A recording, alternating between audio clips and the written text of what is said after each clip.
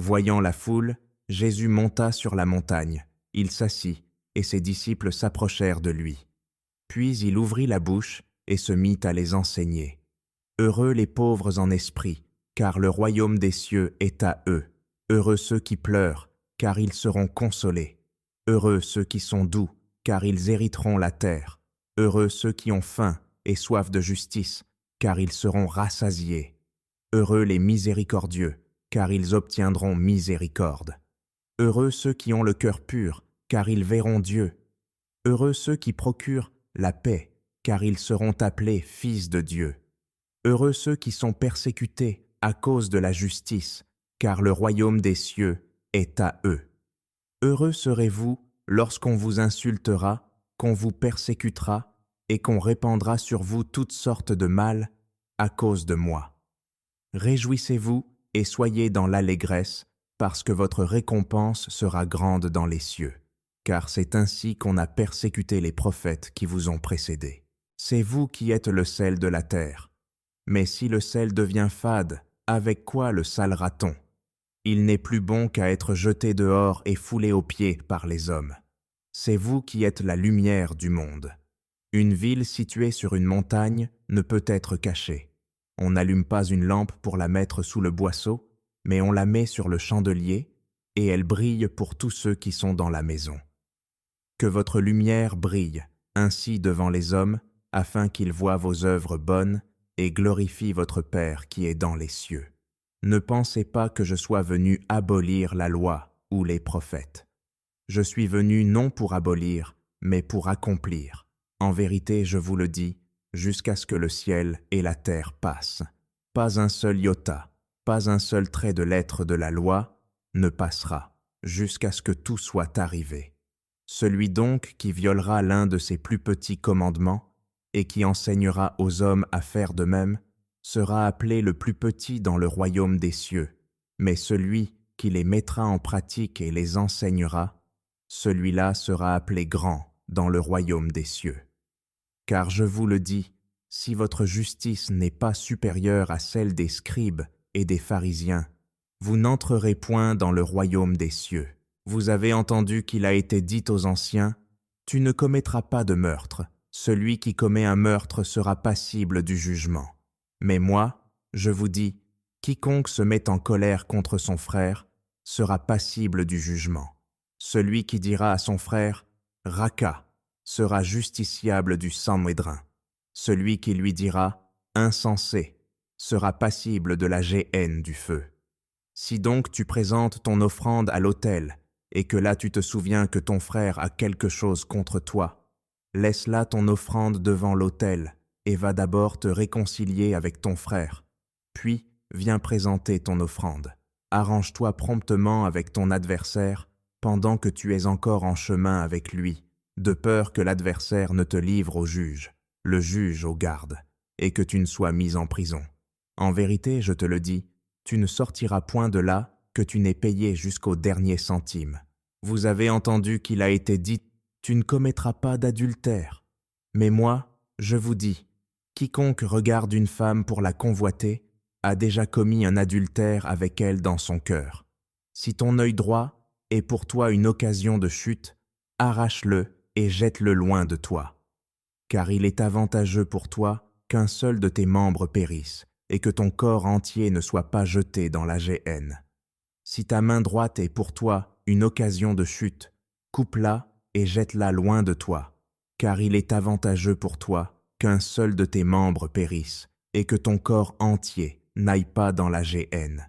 Il a été dit que celui qui répudie sa femme lui donne une lettre de divorce. Mais moi, je vous dis, quiconque répudie sa femme, sauf pour cause d'infidélité, l'expose à devenir adultère.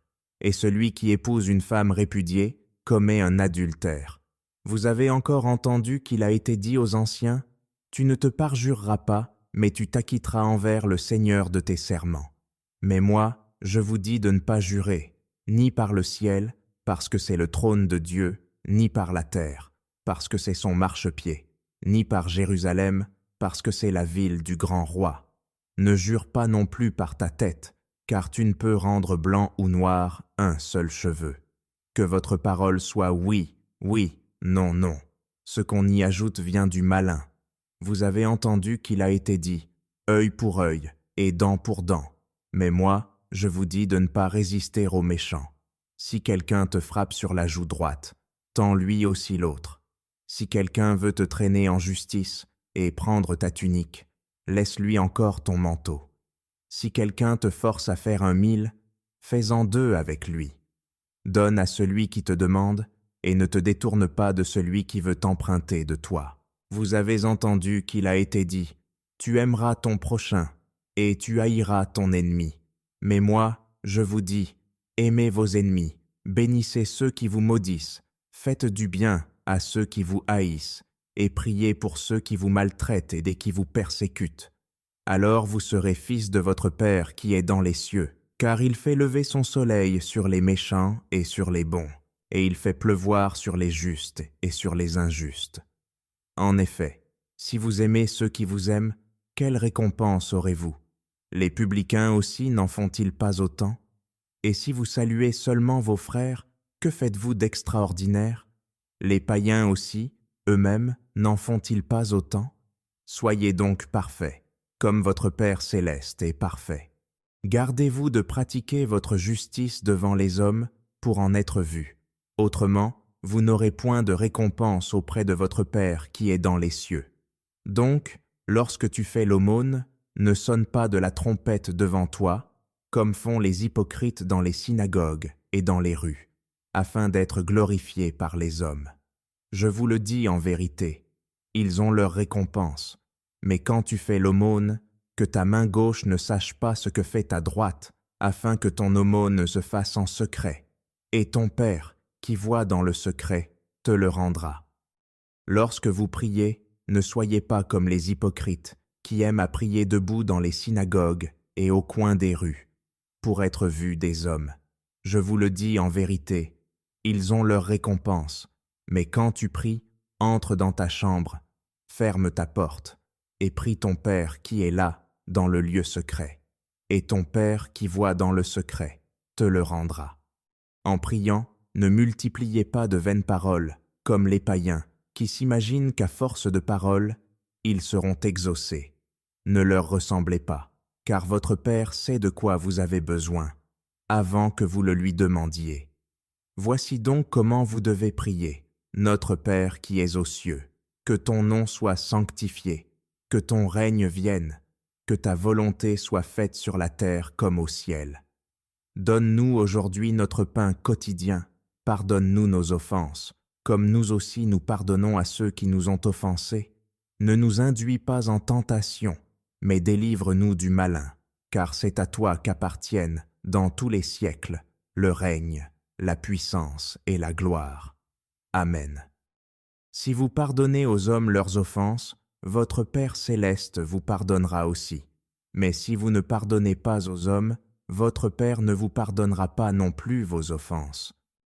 Lorsque vous jeûnez, ne prenez pas un air triste, comme les hypocrites, qui se rendent le visage tout défait, pour montrer aux hommes qu'ils jeûnent. Je vous le dis en vérité, ils ont leur récompense. Mais quand tu jeûnes, parfume ta tête et lave ton visage, afin de ne pas montrer aux hommes que tu jeûnes, mais à ton Père qui est là dans le lieu secret, et ton Père qui voit dans le secret te le rendra. Ne vous amassez pas des trésors sur la terre, où la teigne et la rouille détruisent, et où les voleurs percent et dérobent, mais amassez-vous des trésors dans le ciel, où la teigne et la rouille ne détruisent point, et où les voleurs ne percent ni ne dérobent. Car là où est ton trésor, là aussi sera ton cœur. L'œil est la lampe du corps. Si ton œil est en bon état, tout ton corps sera éclairé. Mais si ton œil est en mauvais état, tout ton corps sera dans les ténèbres. Si donc la lumière qui est en toi est ténèbres, combien seront grandes ces ténèbres? Nul ne peut servir 2 maîtres, car ou il haïra l'un et aimera l'autre, ou il s'attachera à l'un et méprisera l'autre. Vous ne pouvez servir Dieu et Mammon. C'est pourquoi je vous dis, ne vous inquiétez pas pour votre vie de ce que vous mangerez, ni pour votre corps, de quoi vous serez vêtus. La vie n'est-elle pas plus que la nourriture, et le corps plus que le vêtement. Regardez les oiseaux du ciel. Ils ne sèment ni ne moissonnent, et ils n'amassent rien dans des greniers. Et votre Père céleste les nourrit. Ne valez-vous pas beaucoup plus qu'eux? Qui de vous, par ses inquiétudes, peut ajouter une coudée à la durée de sa vie? Et pourquoi vous inquiétez au sujet du vêtement? Considérez comment croissent les lys des champs. Ils ne travaillent ni ne filent. Cependant, je vous dis que Salomon même, dans toute sa gloire, n'a pas été vêtu comme l'un d'eux. Si Dieu revêt ainsi l'herbe des champs, qui existe aujourd'hui et qui demain sera jetée au four, ne vous vêtira-t-il pas à plus forte raison, gens de peu de foi? Ne vous inquiétez donc point, et ne dites pas « Que mangerons-nous? Que boirons-nous? De quoi serons-nous vêtus ?» Car toutes ces choses, ce sont les païens qui les recherchent. Votre Père céleste sait que vous en avez besoin. Cherchez premièrement le royaume et la justice de Dieu, et toutes ces choses vous seront données par-dessus. Ne vous inquiétez donc pas du lendemain, car le lendemain aura soin de lui-même. À chaque jour suffit sa peine. Ne jugez point, afin que vous ne soyez point jugés, car on vous jugera du jugement dont vous jugez, et l'on vous mesurera avec la mesure dont vous mesurez. Pourquoi vois-tu la paille qui est dans l'œil de ton frère, et n'aperçois-tu pas la poutre qui est dans ton œil? Ou comment peux-tu dire à ton frère, « Laisse-moi ôter une paille de ton œil, toi qui as une poutre dans le tien. » Hypocrite, ôte premièrement la poutre de ton œil, et alors tu verras comment ôter la paille de l'œil de ton frère. Ne donnez pas les choses saintes aux chiens, et ne jetez pas vos perles devant les pourceaux, de peur qu'ils ne les foulent aux pieds, ne se retournent et ne vous déchirent. Demandez, et l'on vous donnera. Cherchez, et vous trouverez. Frappez, et l'on vous ouvrira. Car quiconque demande reçoit, celui qui cherche trouve, et l'on ouvre à celui qui frappe. Lequel de vous donnera une pierre à son fils, s'il lui demande du pain? Ou, s'il demande un poisson, lui donnera-t-il un serpent? Si donc, méchants comme vous l'êtes, vous savez donner de bonnes choses à vos enfants, à combien plus forte raison votre Père qui est dans les cieux donnera-t-il de bonnes choses à ceux qui les lui demandent? Tout ce que vous voulez que les hommes fassent pour vous, faites-le de même pour eux, car c'est la loi et les prophètes. Entrez par la porte étroite, car large est la porte, spacieux le chemin qui mène à la perdition, et il y en a beaucoup qui entrent par là. Mais étroite est la porte, resserrez le chemin qui mène à la vie, et il y en a peu qui les trouvent. Gardez-vous des faux prophètes.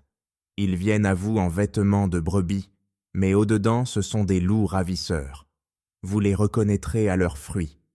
Cueille-t-on des raisins sur des épines, ou des figues sur des chardons? Tout bon arbre porte de bons fruits, mais le mauvais arbre porte de mauvais fruits. Un bon arbre ne peut porter de mauvais fruits, ou un mauvais arbre porter de bons fruits. Tout arbre qui ne porte pas de bons fruits est coupé et jeté au feu. C'est donc à leurs fruits que vous les reconnaîtrez.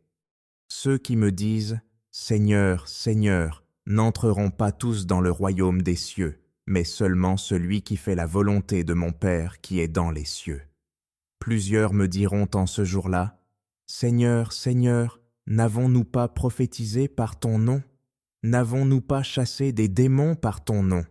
Et n'avons-nous pas fait beaucoup de miracles par ton nom? » Alors je leur dirai ouvertement, « Je ne vous ai jamais connus, retirez-vous de moi, vous qui commettez l'iniquité. » C'est pourquoi, quiconque entend ces paroles que je dis et les met en pratique sera semblable à un homme prudent qui a bâti sa maison sur le roc. La pluie est tombée, les torrents sont venus, les vents ont soufflé et se sont jetés contre cette maison. Elle n'est point tombée, parce qu'elle était fondée sur le roc. Mais quiconque entend ces paroles que je dis et ne les met pas en pratique sera semblable à un homme insensé qui a bâti sa maison sur le sable. La pluie est tombée, les torrents sont venus, les vents ont soufflé et ont battu cette maison. Elle est tombée, et sa ruine a été grande. Après que Jésus eut achevé ses discours, la foule fut frappée de sa doctrine, car il enseignait comme ayant autorité, et non pas comme leurs scribes.